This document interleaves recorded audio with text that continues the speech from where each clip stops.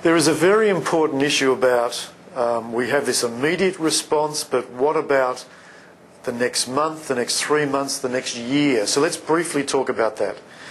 We do know from very good research that children, especially primary school children, have a heightened early response, so that they often in the first 2 weeks have a very kind of, a very prominent, strong response.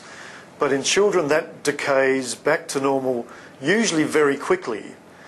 Interestingly, adolescents have not as high initial response, but their response is often chronic and doesn't kind of go away as quickly as children. What you'll find is there's a little kind of honeymoon period where people know we're into shelter, food, water, getting utilities back, and we're busy doing things. Now that actually contains people. One of the bad bits of news is that once that stops and people slow down and have a chance to think, which is about 3 weeks to 6 weeks, many people, adults, staff, parents and children, actually get more symptomatic. You know, SES workers know this very well.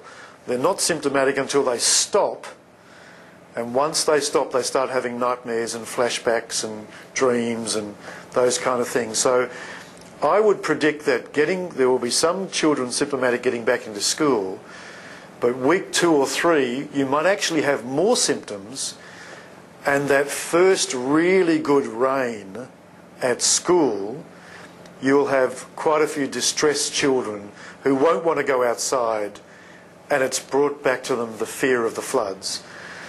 So they're things to unfortunately look forward to. What then happens is that most people recover, and I would anticipate that in many areas 90 to 95% of children will recover. In some very hard hit areas that recovery figure will be lower. But then those children who are symptomatic without a good intervention could be symptomatic for the next year. We did a 2-year follow-up of Cyclone Larry, and children who were symptomatic at 3 months, some of those kids were still symptomatic 2 years later. Now those kids who are likely to have a chronic problem, we are taking a resolution in health to in fact try to actually give an individual assessment to every kid who's symptomatic at 1 month, and try to actively treat those kids. Or else we're looking at chronic conditions over the next 6 months. Now the last thing I'll say about long-term outcome is there is a phenomena which is a very sad phenomena.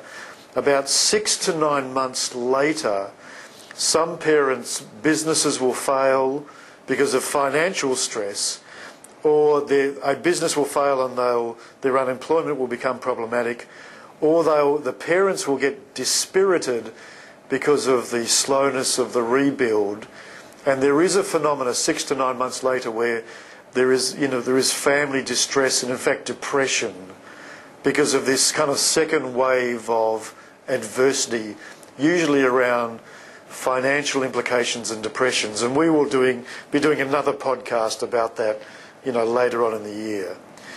So early responses when people slow down and start thinking about it, and then at 1 month onwards, PTSD and other mental health responses. Just a little comment about staff and about your friends and parents. When you do slow down and start to think about what's actually happened and what you've been through. Firstly, about people that have very high threat perception, that actually thought they might have died. Now, there are 2 things which I would advise you do. The first thing is talking about it is actually helpful. Okay? Bottling things up inside.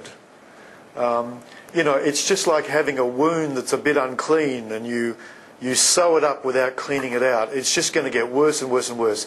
So bottling things up inside generally is not advised, and finding someone who is up to hearing your story and talking to them and getting support, staying very connected with friends and using them as support and talking about it is actually very helpful. And don't forget, there's different ways of talking about it. One way of talking about it is writing in a diary, writing in a journal, but also, writing, talking to friends about it.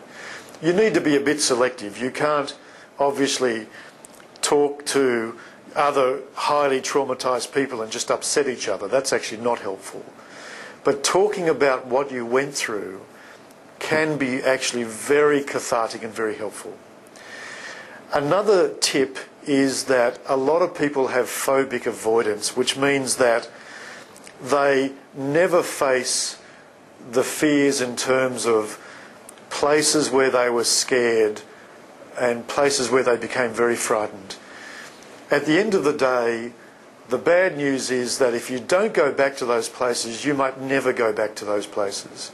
And with a support person, or with a loved one, or someone who's not as traumatised, actually going back. We find kids, for instance, an example after the Brisbane storms, kids who were very frightened in the storms that were playing netball, never went back and played netball. And that's a tragedy, but with help they could get back and do it again. So people need to go back and kind of face those fears, and to do it in a socially connected way is actually very powerful.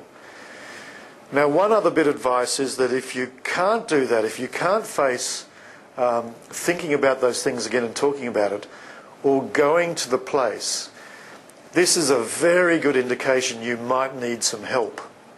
Okay, it's a lovely little experiment.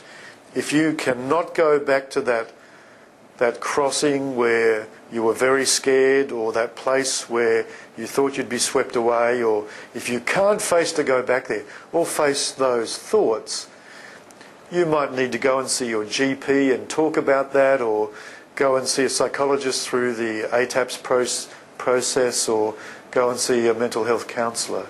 It's a lovely little experiment that you can do to assess how you're travelling.